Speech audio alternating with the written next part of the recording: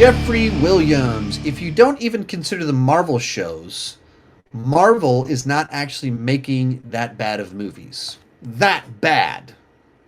That bad is still bad. But I think that the problem with Marvel movies, with some of them, not all of them. I mean, I was a big fan of Guardians of the Galaxy Volume 3. You know, I enjoyed Black Wakanda Forever more than some people. And then I enjoyed Doctor Strange 2 a lot more than a lot of people. Was not a fan of Thor 4. And then Quantum Mania, I didn't dunk on it as bad as some other people, but it was a big disappointment. So it's not that bad. Might be true, but I think the problem is that there's fewer highs than it felt like we were getting a few years back, and the lows are lower. But more importantly, I feel like the place where I think Marvel is losing the worst is the overall excitement for the MCU. It's not specifically that Thor Love and Thunder was not good, because Thor the Dark World was not good. It's not specifically that Quantum Mania was a disappointment. Age of Ultron was a disappointment. But where they're losing it is at that big MCU as a whole level, where despite there always being little setbacks and hiccups throughout their run, there was always a growing sense of excitement for Marvel as a whole. And there were characters that you really enjoyed that you knew you'd see again soon. And we're building towards something, and we have a lot of characters I'm invested in. And even if you didn't love Captain America the First Avenger, you liked Captain America more when you saw him in Avengers, and it made you more interested in checking out Winter Soldier. And then it's real exciting when we've done more movies from everybody, and then we do our next Avengers movie, and then we do Civil War. And there's just growing excitement about the MCU as a whole, as this connected world of characters you really cared about. And when it comes to Phase 4 and 5, it just feels too spread out. Who are the stars right now? I don't know. Who are the Avengers right now? I don't know.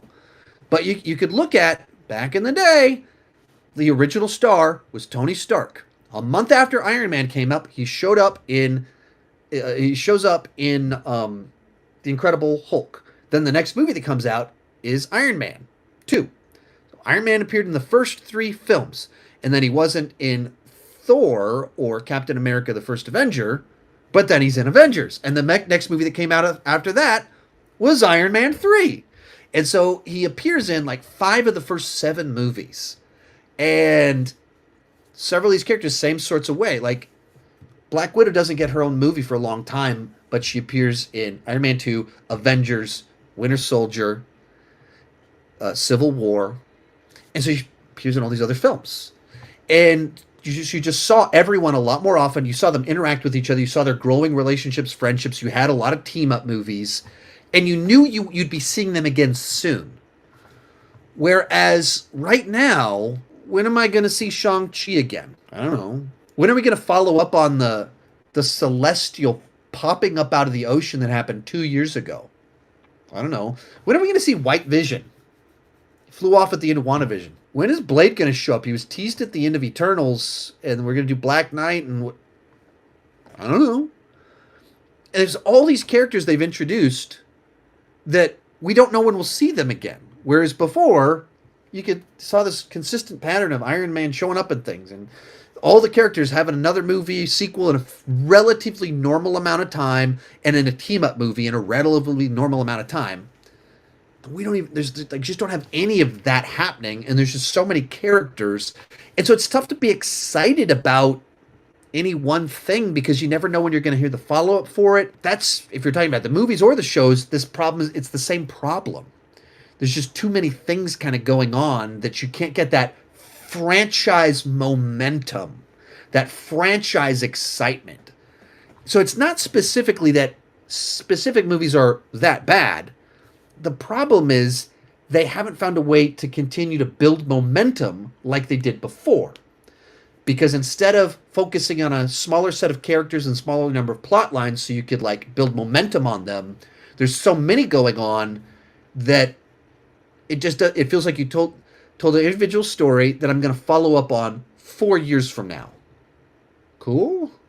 What, when am I going to see this person again? When am I going to find out about the gigantic celestial that popped up over the earth and stole the remaining Eternals at the end of the film? Like, when am I going to follow up on that? I don't know. Like, nothing's even announced that could possibly follow that up.